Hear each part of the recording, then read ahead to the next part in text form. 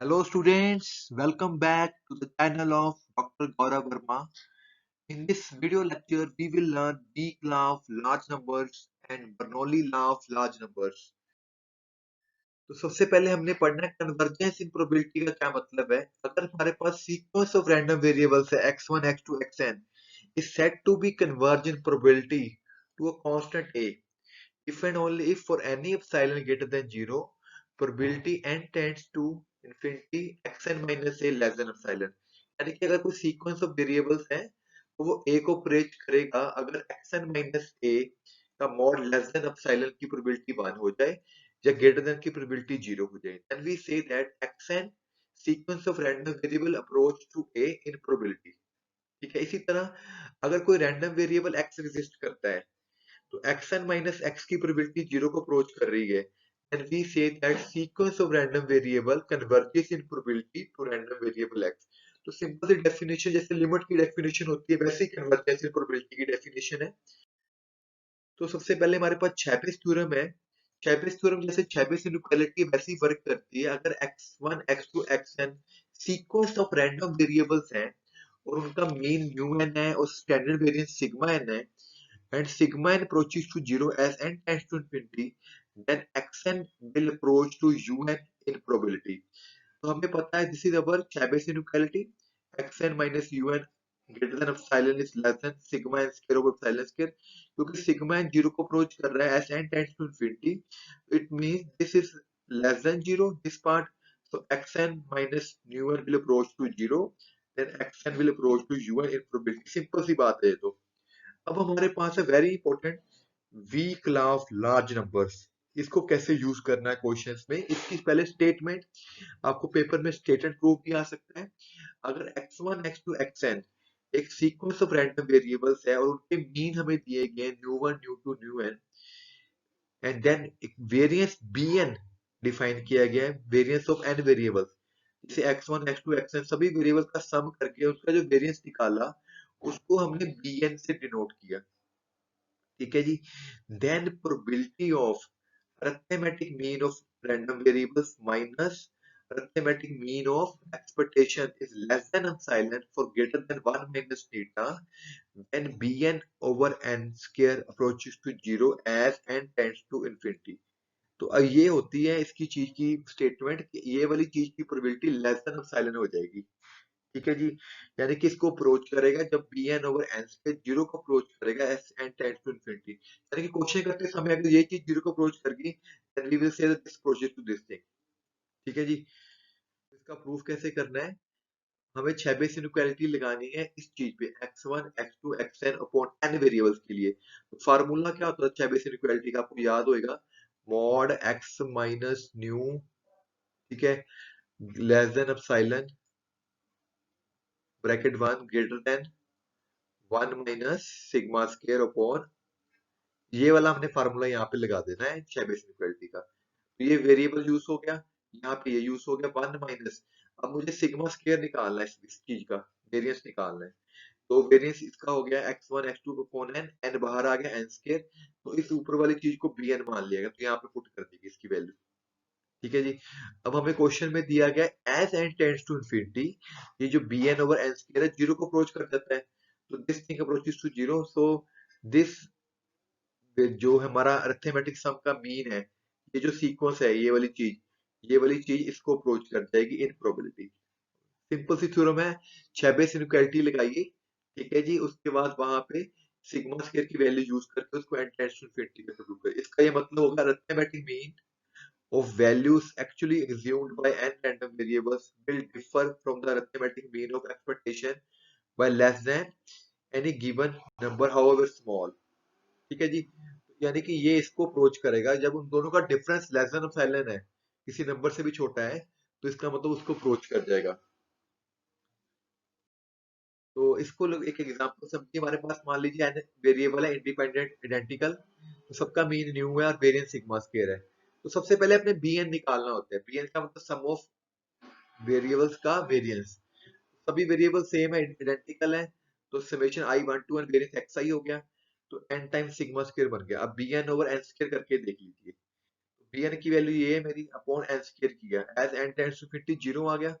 इसका मतलब ये क्या होएगा, weak law of large number hold करेगा। तो यानी कि x1 plus x2 upon xn upon n minus, क्योंकि सभी का मीन सेम है तो mu plus mu plus mu n times mu आ जाएगा अपॉन n, तो न्यू ही रह जाएगा। इसका मतलब ये x बार हो गया, x bar will approaches to mu in probability. अगर ये चीज आपकी n tend to infinity less than 1 को अप्रोच कर जाए, तो या ग्रेटर देन एप्सिलॉन 0 को अप्रोच कर दे, इसका मतलब वो डेफिनेशन लगी जो प्रोबेबिलिटी कन्वर्जेंस की सबसे पहले हमने पढ़ी आज की स्लाइड में।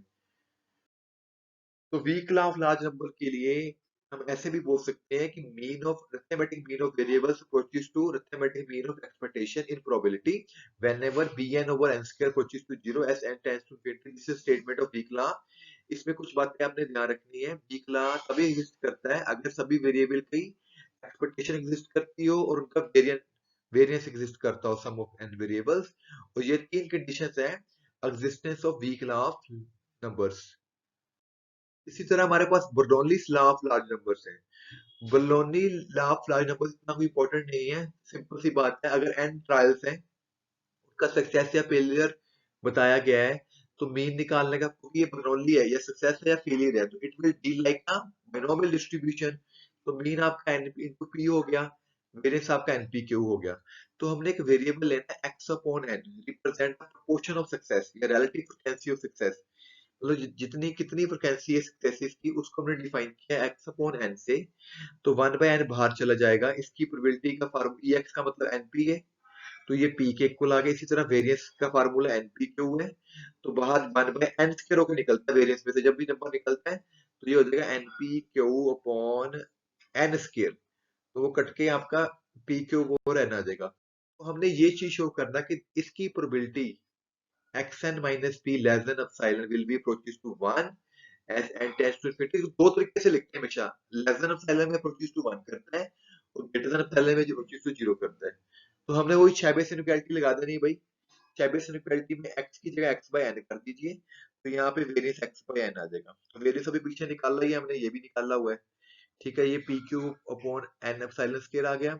मान लीजिए मैक्सिमम प्रोबेबिलिटी 1/2 है, तो यहाँ पे p और q की जगह 1/2 लेके 1/4 ले लिया गया, s n tends to infinity, ये चीज आपकी 0 बन जाएगी। ठीक है, तो एक्स एन ये आपका p बन गया, ये पीछे निकालना है, तो x n minus p greater than epsilon की प्रोबेबिलिटी 0 को अप्रोच कर रही है, या उल्टा हो जाएगा। This is a Bernoulli law of large numbers. एक हमारे पास है किंचेस थ्योरम। किंचेस थ्योरम का ये फायदा है, अगर xi आइडेंटिकल और इंडिपेंडेंट डिस्ट्रीब्यूटेड रैंडम वेरिएबल्स है, तो एक ही कंडीशन चेक कर लो कि weak law of large number कब होल्ड करेगा। जब हर एक वेरिएबल की एक्सपेक्टेशन एग्जिस्ट कर जाए, तो हम बोलेंगे weak law of large number hold करता है। तो जब भी आपने weak law of large number का क्वेश्चन करना है ना, तो अगर सारे वेरिएबल्स की एक्सपेक्टेशन एग्जिस्ट करती है, then we say that weak law of large number holds using Kinch's theorem। ठीक है, क्वेश्चन है एक वेरिएबल xp है, उसका ये वैल्यू है और ये उसकी प्रोबेबिलिटी है।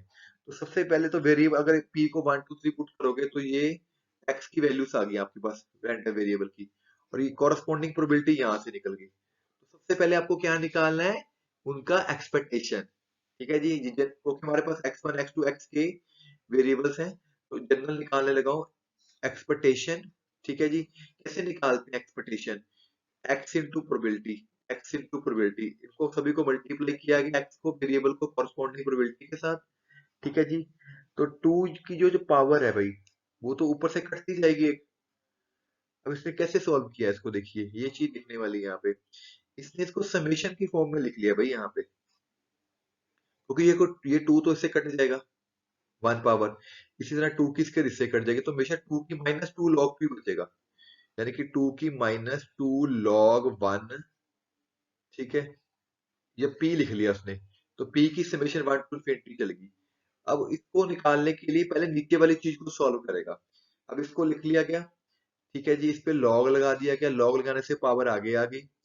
ठीक है जी, ये 2 इसके ऊपर लगा के log p इंटू log 4 कर दिया गया, इसको log 4 log p कर दिया गया, इसको p की पावर log 4 कर दिया। तो यहाँ से log से log काट के u की वैल्यू निकाल के यहाँ पे उसने यूज कर लेनी इसकी जगह।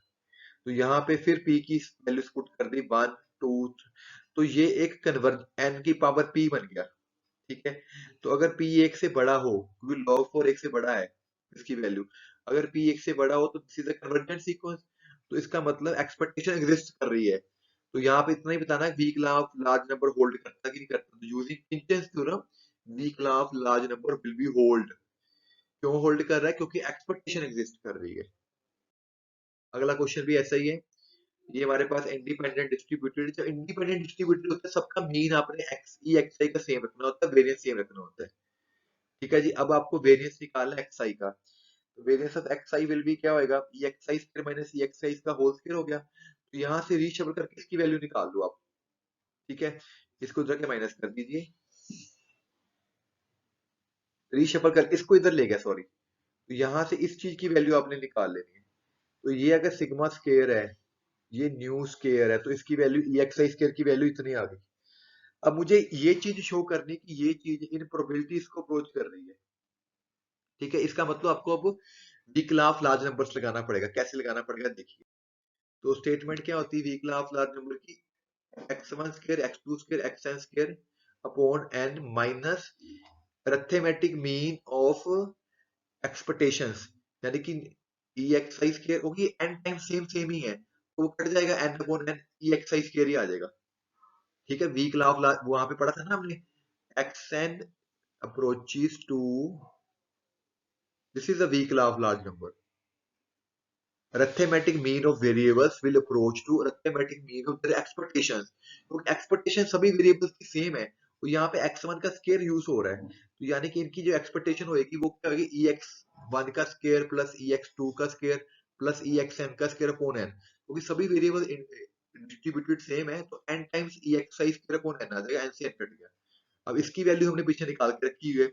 इसकी वैल्यू क्या है? Sigma square new square. तो ये मेरा सी की वैल्यू होगी, क्योंकि वहां पे ये गिवन है कि ये चीज सी को अप्रोच कर रही है। तो हमने ये इसकी वैल्यू यहाँ पे पुट कर दी, तो दिस इज इक्वल टू सी, ये सी की वैल्यू आपके पास आ गई। अगला क्वेश्चन है, xi assumes the two values plus minus iota, show that law of large numbers cannot be applied। ठीक है जी, तो लॉ ऑफ लार्ज नंबर क्यों नहीं अप्लाई हो रहा देख लेते हैं। पहले हम क्या करते हैं, xi की वैल्यू 1/2 है प्रोबेबिलिटी। अगर दो ही चीजें है ना, या आई है या माइनस आई है, एक तो प्रोबेबिलिटीज है, दोनों की प्रोबेबिलिटी हाफ हाफ ले ली, तो एक्सपेक्टेशन उसने निकाली वो जीरो आ गई। ठीक है, फिर उसने क्या किया? ई एक्स आई स्केयर निकाला। ई एक्स आई स्केयर कैसे निकालोगे? वेरिएबल को उसका स्केयर करके मल्टीप्लाई बाय प्रोबेबिलिटी। तो aorta square into 1/2, aorta square into 1/2, तो 1/2 कॉमन लेके 1 बन गया। तो वेरिएंस निकाल के आ गया आई स्केयर। अब उसने क्या किया? bn निकालना शुरू किया। bn का मतलब है sum of variance of n variables, जहां पे वीक ला पड़ा था। तो ये वैल्यू कितनी है? 1 स्केयर। तो ये आ जाएगा 1 स्केयर 2 स्केयर n स्केयर। इसका फार्मूला आप लोगों को पढ़ा हुआ, ये फार्मूला इसका। डिवाइड किया n स्केयर से, n स्केयर से डिवाइड करने पे ये जीरो को अप्रोच नहीं कर रहा है, इनफिनिटी को अप्रोच कर रहा है। इसका मतलब वीक ला होल्ड नहीं करेगा। ये भी तरीका है ना, हमने पढ़ा था bn over n square should approaches to zero. तो ये चीज यहाँ पे देखो एक्सपेक्टेशन एग्जिस्ट कर रही है, तो किंचन लॉ के अकॉर्डिंग एग्जिस्ट तो करना चाहिए था वीक लॉ अलोन, पर ये चीज कंडीशन ओबे नहीं हो रही। तो जब भी नॉट अबेड हो तो आपको सारी बातें चेक करनी पड़ेगी भी उसकी। इसी तरह examine whether weak law of large number hold करेगा कि नहीं करेगा। तो एक्स की वैल्यू एक बारी 2k है, एक बारी -2k, एक बारी 0 है। कॉरस्पॉन्डिंग प्रोबेबिलिटी से मल्टीप्लाई करके ई एक्स के निकल गया। ठीक है, फिर ई एक्स स्केयर निकाल लीजिए, वो 1/2 आ गया। जब ये जीरो आ जाए ना आपका, फिर आप सारा ही निकालना पड़ेगा। ठीक है, फिर बी एन से चेक करना है आपने, ये बात ध्यान रखनी है। फिर वेरिएंस निकालना है आपने सम ऑफ एन वेरिएबल्स, वो सब, क्योंकि ये 1 निकला हुआ है एक वेरिएबल का, तो 1 + 1 एन टाइम्स आ गया, डिवाइड किया एन स्केयर से, जीरो को अप्रोच कर गया। तो बड़ा आसान है, पेपर में पूछ रहा था कि चेक करो कि weak law of large number hold करता कि नहीं करता। तो उसके लिए पहले क्या करो, एक्सपेक्टेशन निकाल लीजिए। एक्सपेक्टेशन निकालने के बाद ई एक्स स्क्वायर निकाल लीजिए, ई एक्स स्क्वायर निकल कर फिर वेरिएंस निकाल लीजिए। जब वेरिएंस आपके पास सिंगल वेरिएबल का आ गया एक्स आई का, फिर आप बी एन निकाल लो। ठीक है, तभी पूरे नंबर मिलेंगे। एक चीज करके नहीं आनी है, आपने सारी बातें शो करके आनी है। ई एक्स आई निकालो, ई एक्स आई का स्क्वायर निकालो। जब वेरिएंस निकल के आ जाएगा, वहां से आप bn निकाल के आ जाओ। जब bn आ गया, उसको n स्क्वायर से डिवाइड करके अगर वो जीरो को अप्रोच कर गया, then you will say weak law of large number will hold here।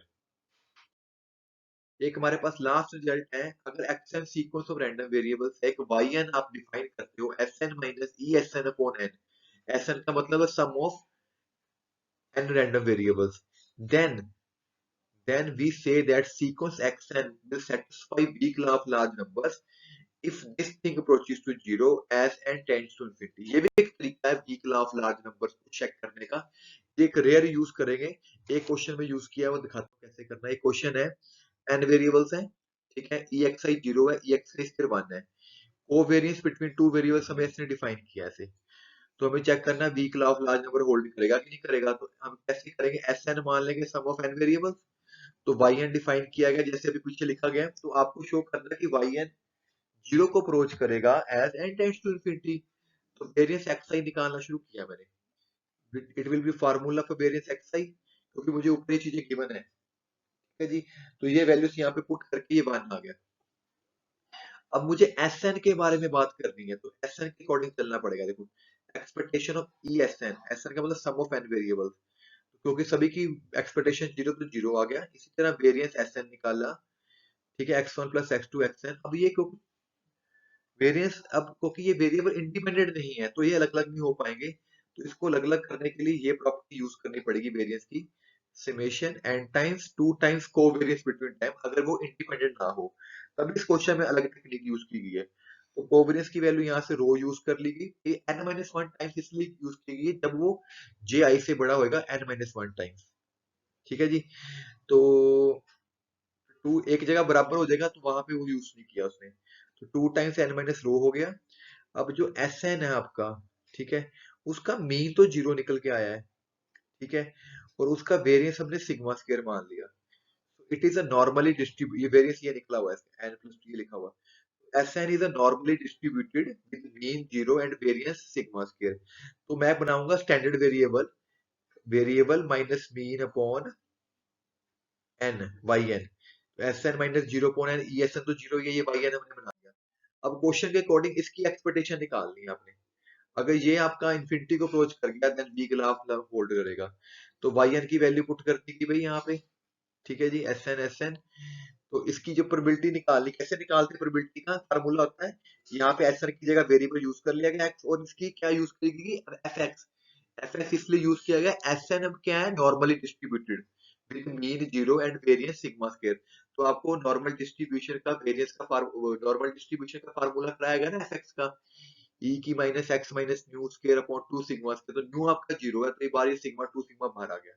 इसको बाहर ले गया. अब यहाँ पे इसने क्या किया, two times zero to infinity कर लिया, एक्स की जगह वाई कर लिया. और कैसे किया, एक्स को सिग्मा वाई पुट करके. ठीक है, अब इसकी इंटीग्रेशन करनी है. फिर यहाँ पे सिग्मा स्क्वायर की वैल्यू यूज कर लेगी, ऊपर पुट कर देगी वैल्यू, नीचे भी पुट कर देगी. ठीक है जी. तो सॉल्व करने लगे हैं हम इसको. तो जैसे कि इसने क्या किया फिर, ये तो इसको लेस देन इक्वल टू लिख दिया दिस थिंग. ठीक है जी. अब देखो ये वाली चीज तो वैसे की वैसे पड़ी है. ठीक है. अब उसने क्या किया, यहां से इसको वाई स्केयर माइनस इससे छोटा लिख दिया, क्योंकि नीचे बड़ा एक्सप्रेशन है ना. इसने इस बड़े एक्सप्रेशन को छोड़ के अकेला एन स्केयर ले लिया नीचे, अकेला नीचे एन स्केयर ले लिया. और इस चीज की जब प्रोबेबिलिटी निकालोगे, जीरो को अप्रोच कर रही है उसकी, so we will say that weak law of large number holds here. थोड़ा सा ध्यान से करने वाला इंटीग्रेशन है. तो students, weak law of large number कोई मुश्किल नहीं है. पहले इसकी स्टेटमेंट याद कर लीजिए. इसका प्रूफ बड़ा आसान है, पेपर में प्रूफ करना आ जाए. इसका क्वेश्चन आ सकता है पेपर में करना आपको. ठीक है जी. Thank you very much for watching my videos. Signing off, doctor Gaurav Verma.